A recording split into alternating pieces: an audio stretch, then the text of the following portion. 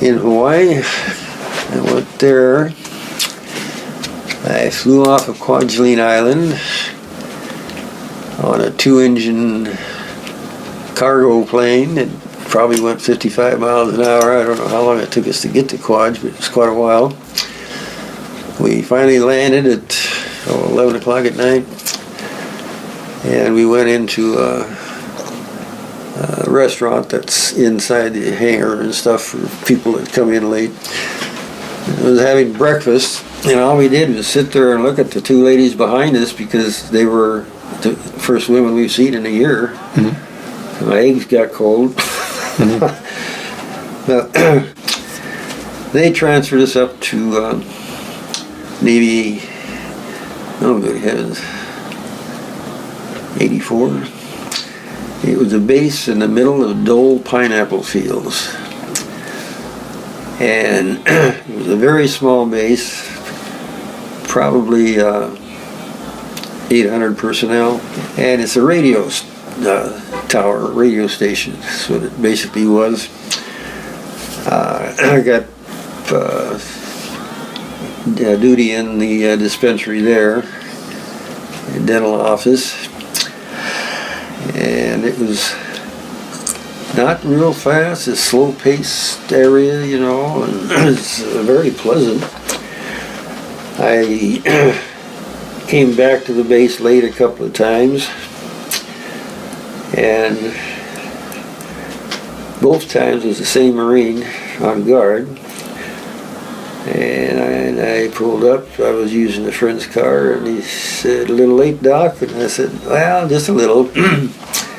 Not very long, worth mentioning. And he said, "Oh, I'm not going to mention it, Doc. Get the heck out of here." So I got away with that twice. We had a bowling alley on the base. Two of us we had a Filipino friend. His name was Jesus Christ Oriando. Yeah, something like that. So we just called him JC, you know. He was a real nice Filipino kid.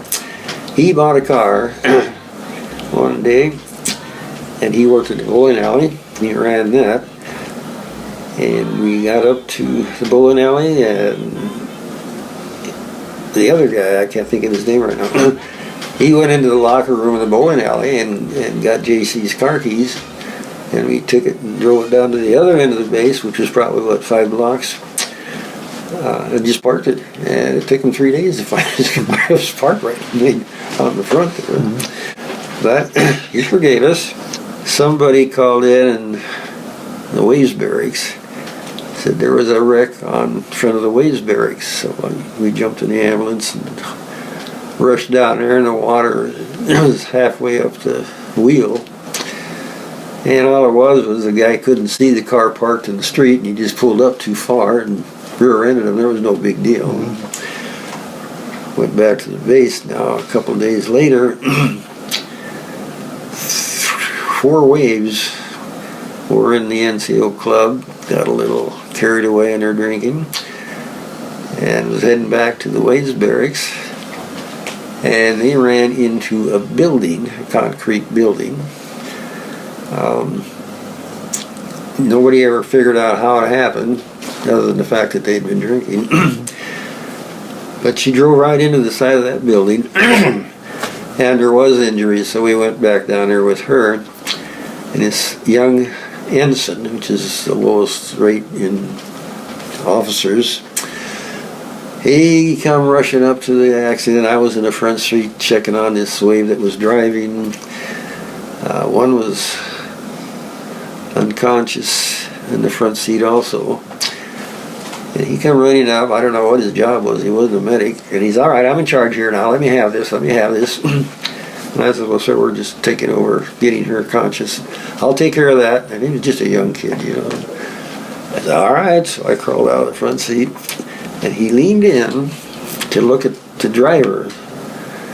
And the girl that was sitting beside the driver had a bacon and tomato sandwich in her hand, which fell on the seat between her and the driver. Mm-hmm. And he put his hand right there to look at the driver.